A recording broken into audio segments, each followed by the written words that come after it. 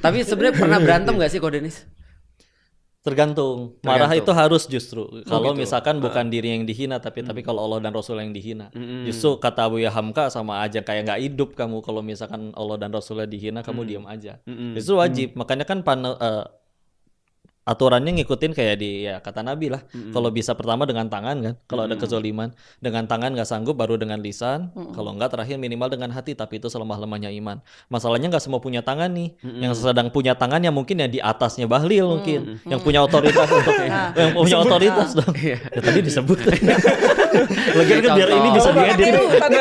Ini kita memang udah punya DNA ujung jurang. Oh berarti tangan tuh maksudnya kuasa untuk mengubah. Bisa dikiaskan jadi otoritas. Iya, jadi nggak melulu ya jadi vigilante untuk langsung mukul nggak. Tapi kalau dia punya otoritas untuk di situ ya silakan. Tapi dia tahu nggak idolanya siapa dia? Siapa tuh? Batman. Yoi kan. Vigilante. Maka vigilante. Iya, kalau di Islam batasnya vigilante itu apa ya? Analoginya ya balik lagi. Zolim nih. Kita kalau terang-terangan kan nggak bisa nih, tapi kita di belakang pakai jalur yang gitu misalnya. Iya. Makanya tadi kan idealnya kan justru sebetulnya ketika akhirnya ya di zaman itu diidealkan oleh Rasul, atasnya benar-benar ngegunain kekuasaannya. Dia tahu saya meninggal nggak ditanya setinggi apa pangkatnya, tapi akan ditanya kekuasaan ini saya pakai untuk apa. Baru jadi sukses itu kalau ngajak dirinya dan yang dipimpinnya tadi balik lagi tambah dekat sama Allah. Edukasi ya berarti. Edukasi yang lain. Karena kan dan itu diizinkan dulu saat bin Mu'adz kan gitu.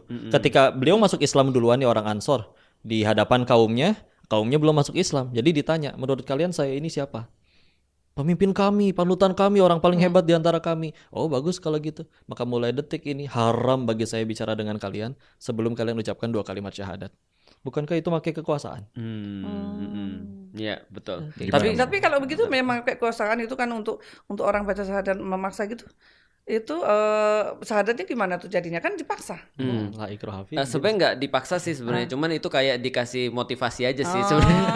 Jadi maksudnya gini, kayak gini misalnya ada seorang ibu misalnya dia masuk Islam misalnya, terus dia bilang sama anaknya, kalian sayang nggak sih sama aku gitu maksudnya. Sayang, nah kalau kalian sayang sama aku harusnya sih kalian syahadat gitu maksudnya. Nah jadi itu sih katanya Sa'ad bin Mu'adz. Jadi kalau nggak mau masuk Islam nggak apa-apa sih, cuma nggak diajak ngobrol gitu maksudnya.